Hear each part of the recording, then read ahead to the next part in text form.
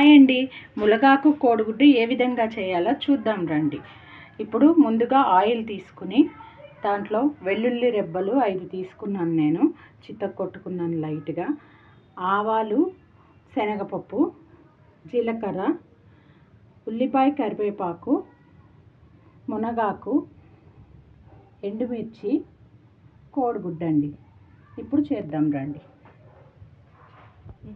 ఇదిగోండి, బాణలిలోకి ఆయిల్ తీసుకుందాం. కొంచెంగా చాలండి, ఆయిల్ ఎక్కువ అవసరం లేదు.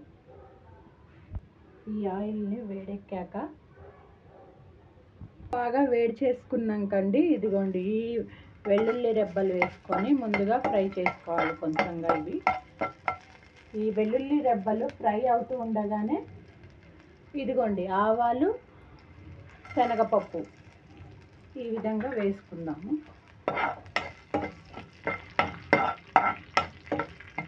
ఇవి కూడా ఆయిల్లో బాగా ఫ్రై అయ్యేలా వేసుకోవాలండి. ఈ విధంగా వేయించుకున్న తర్వాత శనగపప్పు, ఆవాలు కొంచెం టైం తీసుకుంటుంది వేగడానికి. ఇదిగోండి ఎండుమిరపకాయలు నేను 2 ముక్కలు చేసి తీసుకున్నాను. ఇవి కూడా దీంట్లో కలుపుకొని వేసుకోవాలి. ఈ విధంగా వేగుతున్నాయి కదండి. వెల్లుల్లి కొంచెం పచ్చి పచ్చిగా ఉంటే పర్వాలేదండి. మరి ఇప్పుడు జీలకర్ర అండి, ఈ జీలకర్రని వేసుకున్నాము. ఈ జీలకర్ర కూడా ఫ్రై అయ్యాక ఇప్పుడు ముందుగా తరిగి పెట్టుకున్న ఆనియన్ అండి, ఒక ఆనియన్ పెద్దది వేసుకున్నాను. కరివేపాకు, ఆనియన్ ఈ ఆయిల్లో బాగా ఫ్రై అయిపోవాలి.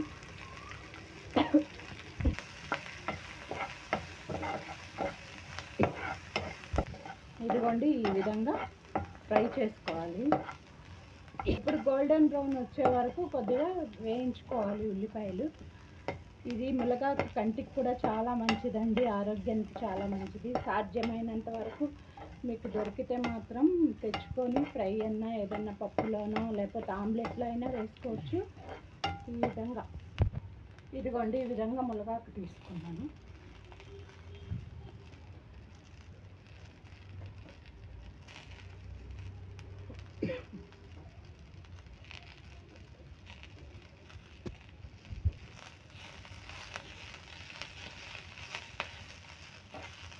ఆకు వేసుకున్న తర్వాత ఈ విధంగా కలుపుకోవాలి. ఉల్లిపాయలు ఆకు పట్టేలాగా ఇదిగోండి ఈ విధంగా బాగా ఫ్రై చేసుకోవాలి. సన్నని చెక్క మీద ఇప్పుడు ఆకు వేసిన తర్వాత సిమ్లోనే పెట్టుకోవాలండి. అప్పటి వరకు మనం ఆనియన్స్ ఫ్రై అయ్యే వరకు పెద్ద మంట మీద ఉంచుకుందాము. తర్వాత ఇదిగోండి సిమ్ చేసేసి ఇప్పుడు ఈ ఆకు మగ్గుతూ ఉంటుంది.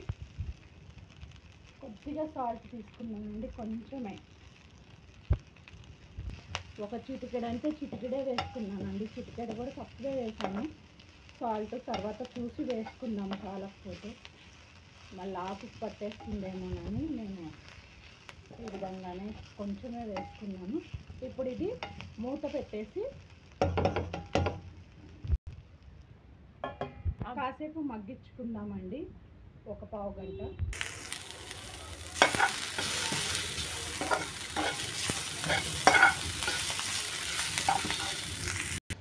ఇదిగోండి ఈ విధంగా ఒక పావు గంట తర్వాత ఇదిగోండి ఈ విధంగా వచ్చింది ఈ ఆకు.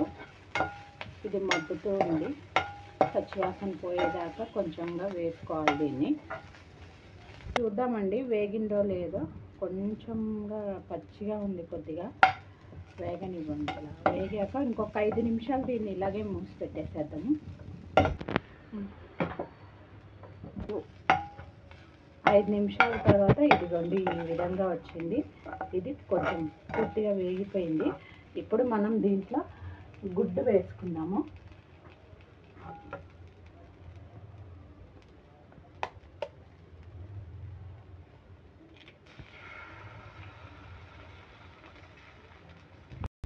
ఇదిగోండి ఒక్క నిమిషం అలా ఉంచుకున్న తర్వాత ఈ విధంగా కలుపుకుందాం గుడ్డుని నిదానంగా. ఒకటే ఎగ్ వేసానండి నేను.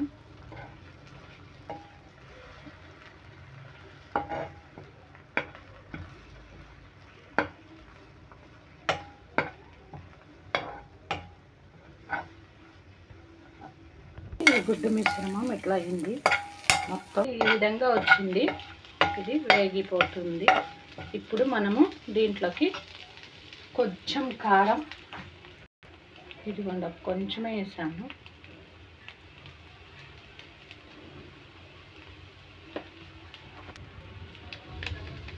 కొద్దిగా పసుపు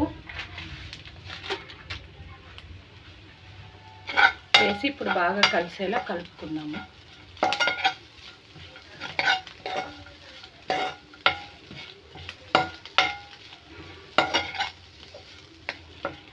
ఇదిగోండి ఈ విధంగా ఫ్రై అయిన తర్వాత ఈ విధంగా ఉంది. మనం ఒక్క 5 నిమిషాలు మళ్ళీ ఒకసారి మూత పెట్టి, ఇదిగోండి ఇప్పుడు 5 మినిట్స్ తర్వాత ఈ విధంగా వచ్చింది, పూర్తిగా వేగిపోయింది ఇది. దీన్ని మనం ఇప్పుడు బౌల్లోకి తీసుకుందాం. ఇదిగోండి ఈ విధంగా మునగాకు కోడిగుడ్డు ఫ్రై అయితే రెడీ అయిపోయింది. ఇప్పుడు తినడానికి రెడీగా ఉందండి. టేస్ట్ చూసి చెప్తానండి మీకు ఎలా ఉందో. చాలా బాగుందండి. ఈ విధంగా చేసుకోండి, మీరు ఆరోగ్యానికి కూడా చాలా మంచిది, కంటికి కూడా చాలా మంచిదండి ఇది.